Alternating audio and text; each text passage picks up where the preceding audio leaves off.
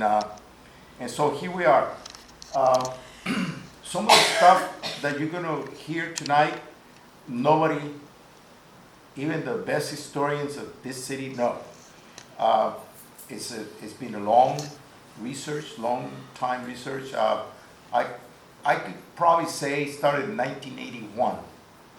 In 1981, there was this gentleman who was the historian for the city, who claimed that Mazatlan was founded in 1531.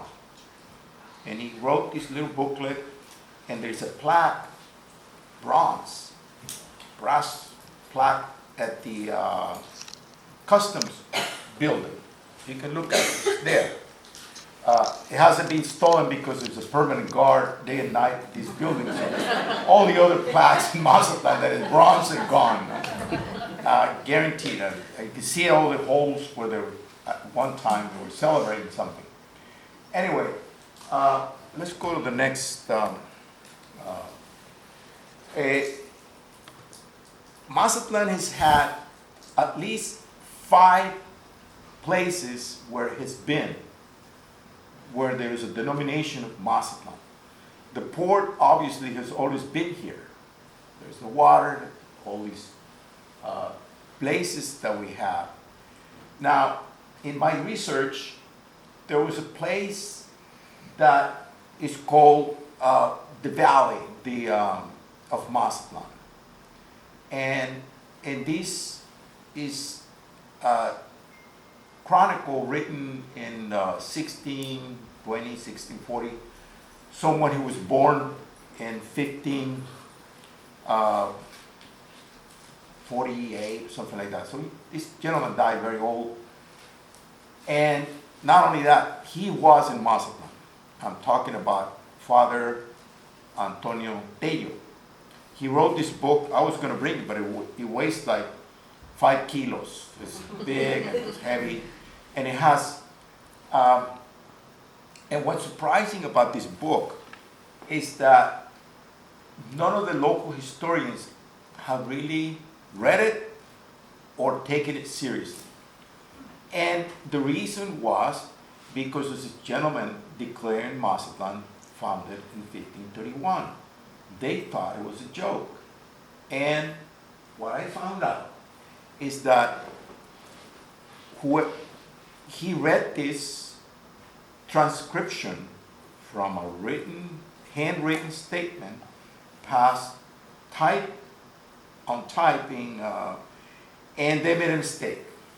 It was 1534, and so there was a mistake, and so everybody laughed at this gentleman. It wasn't his fault. I mean, somebody made a mistake transcribing, and that caused that people laugh at him. And so, and Father Tello's story, it was also like, let's put it aside because maybe it's not true. But when you read Father Tello, who was incidental in Mazatlan in 1598, so he saw whatever Mazatlan was like in 1598, he came here with Vizcaíno. Vizcaíno was the guy, Sebastián Vizcaíno was the person who was a general who traveled from Acapulco, Mazatlan, and discovered the route to the Philippines and back. Before you can go, but you couldn't come back. Cortés in the trip to Moluccas, that was it. So Vizcaíno found the route. We had a team, experts, seamen, captains, and pilots, and they found the way back. Through Japan, by the way.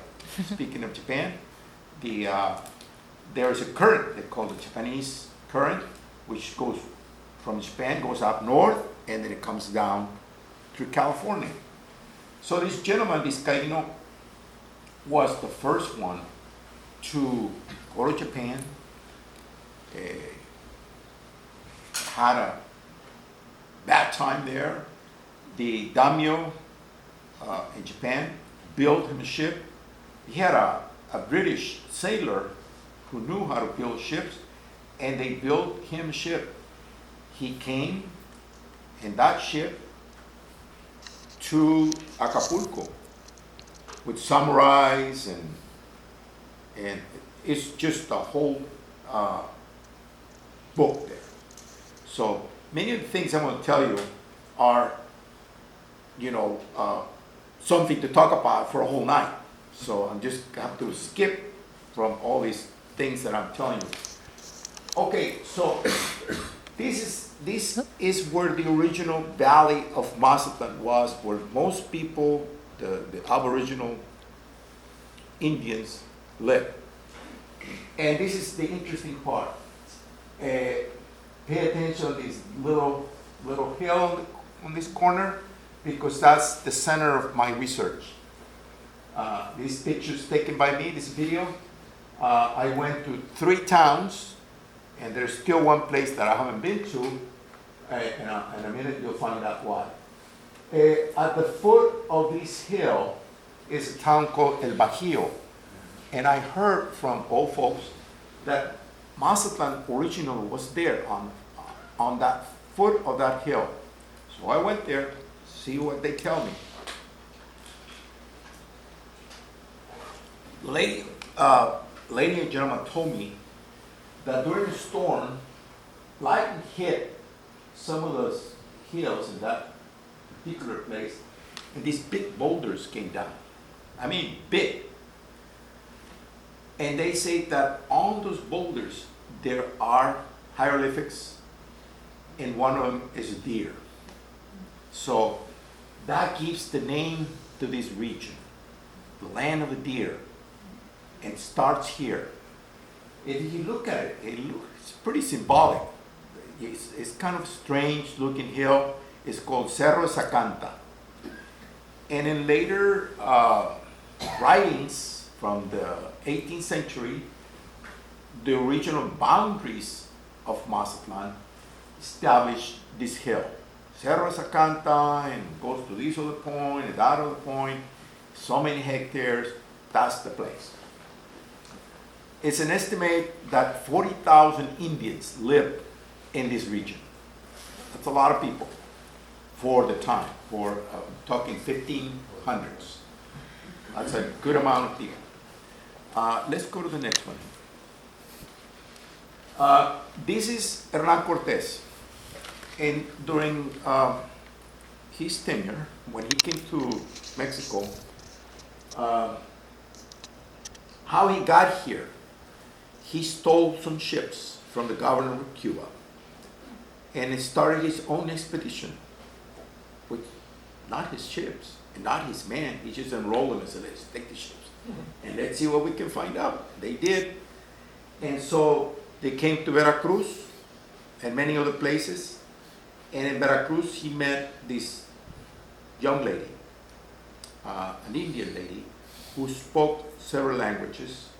Her name was Marina. They called her La Malinche.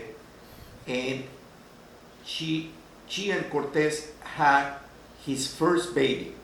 Apparently, he didn't have children before. And this Indian lady, let's go to the next one. There she is. Well, this is somebody's idea what she looked like.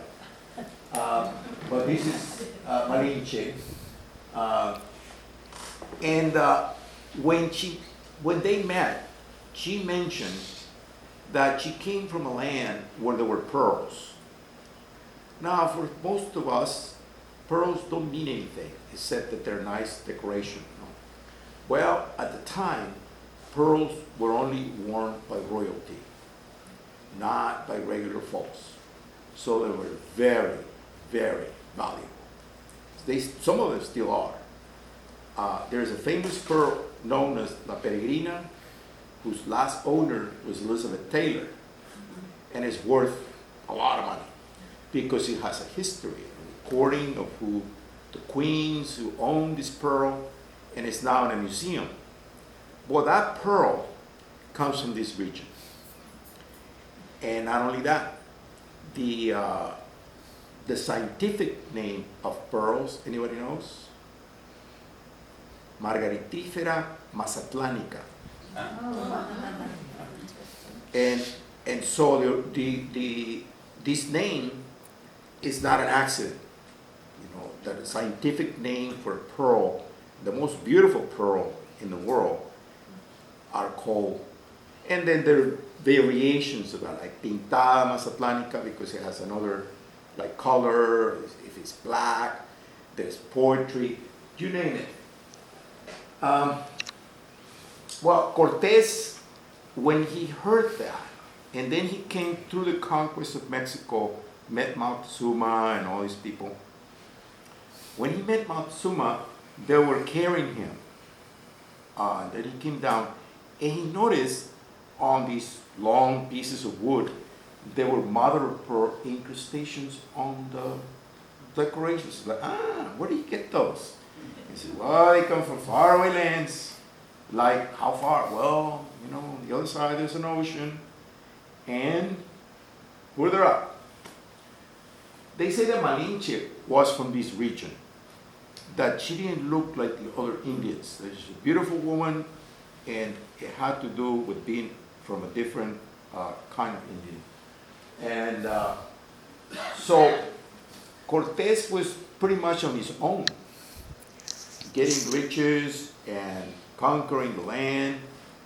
And the first thing he did after he conquered Mexico, went to Acapulco to build ships. He even built ships in the lake in Mexico City to attack the Indians and conquer there.